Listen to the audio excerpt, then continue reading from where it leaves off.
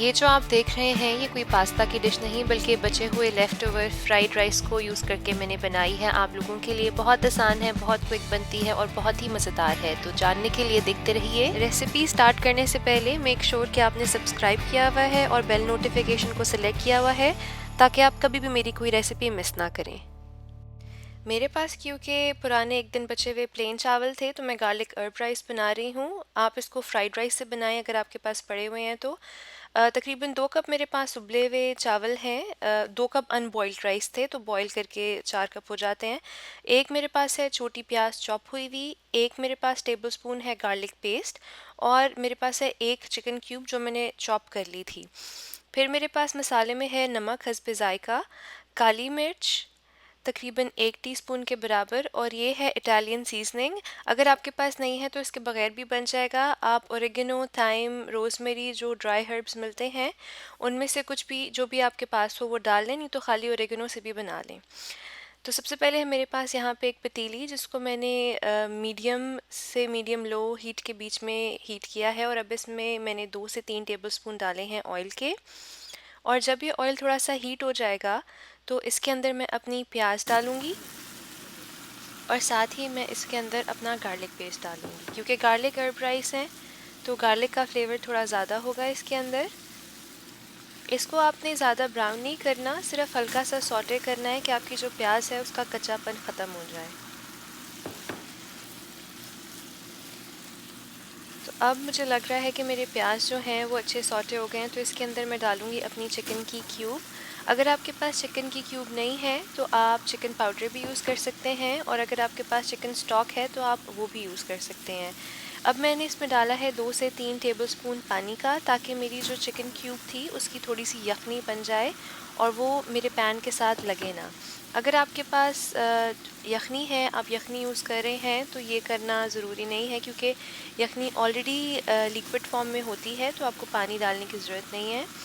अब इसमें जाएंगे मसाले, और अब आपने इसको इतना पकाना है कि आपका जो मिक्सचर है वो थोड़ा भुन सा जाए। ऑयल इसका जो है वो अलग होने लगेगा, जैसे आप यहाँ देख भी रहे हैं कि इसका ऑयल जो है वो अलहदा हो गया है बिल्कुल। तो यही स्टेज आपको बेसिकली चाहिए। इस पॉइंट पे मैं इसके अंदर थोड़ा सा और पानी और डालूंगी, तकरीबन 1 से 1.5 टेबलस्पून के करीब। और अब इसके अंदर मैं अपने चावल डालूंगी। चावल आपने एकदम से सारे नहीं डालने, थोड़े थोड़े करके डालिएगा ताकि आपके जो चावल हैं वो अच्छी तरीके से फ्लेवर्ड हो जाएं और आपको आसानी हो चावलों को मिक्स करने में। तो अच्छी तरीके से अपने सारे चावल जो हैं वो आप मिक्स कर लें। और अगेन ये पार्ट बिल्कुल ऑप्शनल है, क्योंकि ये पुराने एक दिन बचे हुए फ्राइड राइस से जो आपके पास लेफ़्ट ओवर हो उससे बहुत अच्छा बनता है। मेरे पास क्योंकि इस टाइम नहीं थे तो मैंने जल्दी से फटाफट ये गार्लिक herb राइस बना लिए हैं। आप पुराने फ्राइड राइस से बना लें इसको। तो नेक्स्ट हम आते हैं इसकी सॉस की तरफ, जो है चीज़ सॉस। तो सबसे पहले है मेरे पास 1.5 कप दूध, 2 से 3 टेबलस्पून मक्खन, 2 टेबलस्पून मैदा, हस्बे जायका नमक, और आधी टीस्पून काली मिर्च का पाउडर, और तकरीबन 1/3 यानी 1/3 कप मेरे पास है चीज़। मिक्स चीज़ थी मेरे पास, टेक्स मैक्स, आप कोई भी ले सकते हैं। और मैं चीज़ सॉस बना रही हूँ, ज़रूरी नहीं है कि आप चीज़ सॉस ही बनाएं, आप प्लेन वाइट सॉस भी बना सकते हैं। तो सबसे पहले तो आप अपने बटर को जो है वो पैन में अच्छी तरीके से मेल्ट कर लें, और उसके बाद इसके अंदर डालें अपना मैदा। बटर की रेसिपी मैंने आपको सिखाई है, उसका लिंक मैं इधर दे रही हूँ, बहुत अच्छा बनता है, ज़रूर बनाएं, घर में बहुत आराम से बन जाता है।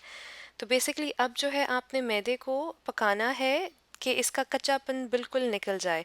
उसकी पहचान ये होती है कि आपका जो मैदा है वो साइड्स छोड़ देता है और उसकी बहुत ज़्यादा बबल्स बनना शुरू हो जाती हैं।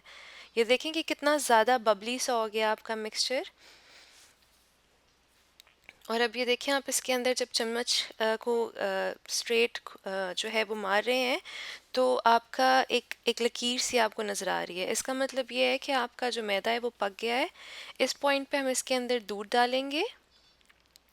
1.5 कप दूध था मेरे पास, और आप आहिस्ता आहिस्ता करके इसमें डालेंगे, क्योंकि अगर आप इकट्ठे सारा डाल देंगे तो आपका जो मैदा है उसकी उसकी गुठलियाँ सी बन जाएंगी। अब आप इसके अंदर अपना चीज़ और नमक और काली मिर्च दोनों ऐड कर दें, और इसके बाद आपने इसको पकाना है। इसको आपने काफ़ी थिक करना है, लेकिन आपने इसको कॉन्स्टेंटली जो है वो मुसलसल इसको मिक्स करते रहना है, क्योंकि वरना ये नीचे से लगना शुरू हो जाता है। तो बेसिकली ये हमें कंसिस्टेंसी चाहिए कि आपके चम्मच के ऊपर जब आप इसको चेक करें तो लकीर सी बन जाए। तो इसको अब हम साइड पे रख देते हैं और अब हम आते हैं अपनी कीमे की फिलिंग की तरफ। तो मेरे पास यहाँ पे काफ़ी सारी चीज़ें आप देख रहे हैं, प्याज, ketchup, chilli sauce, tomato puree, और ये मेरे पास कुछ वेजिटेबल्स हैं, मुझे बहुत अच्छी लगती हैं, आप इसके बगैर भी बना सकते हैं। और मेरे पास है यहाँ पे तकरीबन 1 पाउंड या आधा किलो चिकन मिंस है लीन।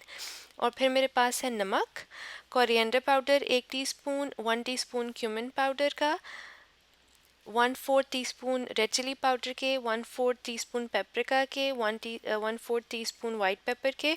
अगर आपके पास पेपरिका नहीं है तो आप उस हिसाब से अपनी लाल मिर्च एडजस्ट कर सकते हैं। फिर मैंने पैन ले लिया था और इसको मैंने हीट कर लिया था तकरीबन मीडियम आंच पे, और 2 से 3 टेबलस्पून मैंने इसमें डाला है ऑयल का। और अब मैं इसमें डाल रही हूँ अपनी प्याज, 2 से 3 प्याज हैं मीडियम साइज़ की चॉप हुई हुई, और इनको भी आपने ब्राउन नहीं करना बहुत ज़्यादा, सिर्फ इतना पकाना है कि ये ट्रांसलूसेंट सी हो जाए। फिर इसमें जा रहा है 1/4 कप केचप और 1/4 कप ही टोमेटो प्यूरी का। अगर आपके पास नहीं है तो आप टमाटर को लेके उसकी प्यूरी घर में बना सकते हैं।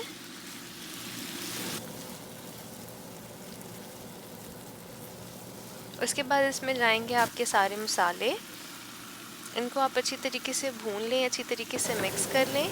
और उसके बाद इसमें जा रहा है 1/4 कप पानी का। फिर इसके अंदर जा रहा है 1 टेबलस्पून शहद का। अगर आपके पास शहद नहीं है तो आप ब्राउन शुगर भी डाल सकते हैं, वरना आप सादी चीनी डाल लें, उससे भी बहुत अच्छा जायका आएगा। फिर मेरे पास है यहाँ पे 500 ग्राम चिकन का कीमा, यानी कि 1 पाउंड या आधा किलो। आप चिकन की बजाय कोई और मीट भी यूज़ कर सकते हैं अपनी पसंद का। इसको आपने अच्छे तरीके से अपने मसाले के साथ भून लेना है। बेसिकली आपने इसको इतना पकाना है कि इसका पानी ज़रा खुश्क हो जाए। और अब इसके अंदर मैं डालूँगी इटालियन सीजनिंग, तकरीबन आधा टेबलस्पून इटालियन सीजनिंग है। अगर आपके पास नहीं है तो आप खाली ओरिगेनो डाल लें, और अगर वो भी नहीं है तो उसके बगैर भी बहुत अच्छा बन जाएगा। और अब इसके अंदर मैंने तकरीबन 1 से 2 कप कटी हुई उबली हुई सब्ज़ी डाली है। अगर आप सब्ज़ी नहीं डालना चाहते तो आप अपने कीमे की जो क्वांटिटी है उसको डबल कर लीजिएगा। तो अब मेरे पास है यहाँ मेरी चीज़ के स्लाइसेस मैंने ले लिए थे, आप ग्रेट हुई भी यूज़ कर सकते हैं। और अब हम इसको असेंबल करेंगे। तो सबसे पहले इसकी बेस के ऊपर जिस पैन में आपने बेक करना है या सर्व करना है, उस पर आप सबसे पहले ऑयल लगा लीजिए, ताकि आपका जब आप निकालें इसको सर्व करें तो बहुत आराम से निकल आए। और फिर मैं इसके ऊपर लगा रही हूँ चीज़ की जो हमने सॉस बनाई थी, वाइट सॉस चीज़ वाली, वो। फिर इसके ऊपर जाएगी चावलों की लेयर, उसके बाद इसके ऊपर जाएगा कीमा, और उसके बाद इसके ऊपर जाएंगी चीज़ की स्लाइस। अगर चीज़ स्लाइस नहीं है तो आप ग्रेट हुआ हुआ चीज़ भी यूज़ कर सकते हैं। और फिर हम दोबारा ही इसको रिपीट करेंगे, वाइट सॉस चीज़ वाली जो वाइट सॉस है आपकी वो, फिर चावल, और फिर दोबारा से कीमा, और फिर दोबारा से चीज़। अच्छा, इस पॉइंट पे आप इसको थोड़ा सा प्रेस कर लें, ताकि जब आप इसको काट के निकालें तो ये पूरे एक रेक्टेंगल या स्क्वायर फॉर्म में, जिस तरह से लजानिया निकलता है उस तरह से ये निकल के बाहर आए। उसके बाद इसके ऊपर दोबारा से मैंने कीमा लगाया है, और ये मेरी लास्ट लेयर है, चीज़ इसके ऊपर लगा ली है मैंने।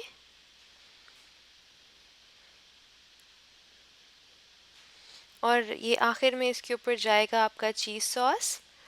इससे आपकी जो चीज़ है वो बहुत अच्छे से मेल्ट हो जाती है, बहुत अच्छा बबली सा और बड़ा एक क्रीमी सा टेक्सचर आ जाता है, और आपके जो चावल हैं वो अकड़ते नहीं हैं नीचे से, इसलिए मेक श्योर कि ये सारा का सारा कवर्ड हो, वरना आपके चावल जो हैं वो अकड़ जाएंगे ओवन में।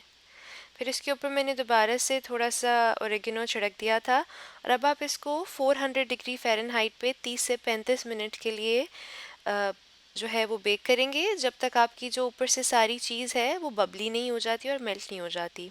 और ये देखें कितना मज़ेदार क्रीमी सा लग रहा है,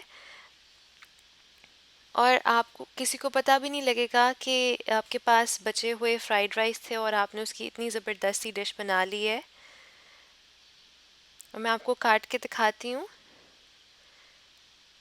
इसको थोड़ा सा ठंडा करके काटिएगा, क्योंकि वरना ये टूट जाता है और खाने में भी आसानी होती है।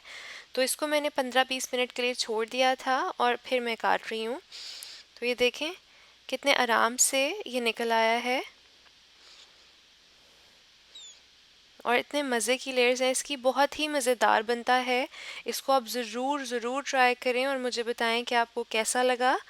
और अपनी दुआओं में मुझे याद रखिएगा। कोई और भी रेसिपी हो तो प्लीज़ मुझे बताएं, मैं आपके लिए ज़रूर बनाऊंगी। रेसिपी पसंद आए तो थम्स अप देना ना भूलिएगा और लाइक शेयर और सब्सक्राइब करना ना भूलिएगा। Until next time, the home maker baker, over and out.